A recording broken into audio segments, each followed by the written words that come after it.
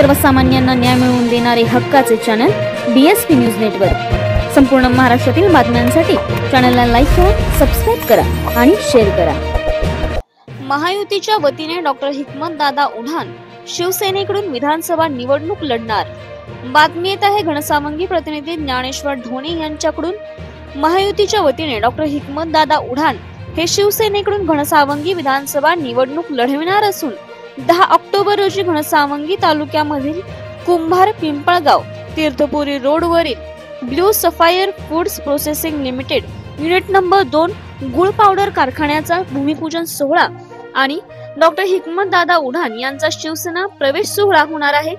या प्रसंगी राज्याचे मुख्यमंत्री आमदार एकनाथजी शिंदे साहेब हे घनसावंगी येथे येणार असून त्यांच्या प्रमुख उपस्थितीमध्ये डॉक्टर हिकमतदादा उढाण यांचा प्रवेश सोहळा संपन्न होऊन त्यांच्या उमेदवारीची मुख्यमंत्र्यांच्या माध्यमातून प्रत्यक्ष घोषणा होईल।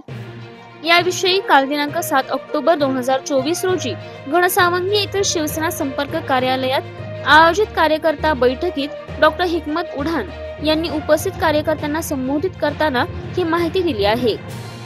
यावेळी मुख्यमंत्री लाडकी बहीण योजना लाभार्थी महिला यांचा आणि शेतकरी मेळावा आयोजित करण्यात आला आहे। याविषयी अधिक माहिती अशी की महाराष्ट्रामध्ये 4-8 दिवसांमध्ये विधानसभेच्या निवडणुकीची आचारसंहिता लागू होऊ शकते। असे असताना महायुतीकडून घनसावंगी विधानसभेचा उमेदवार जाहीर झाला नव्हता।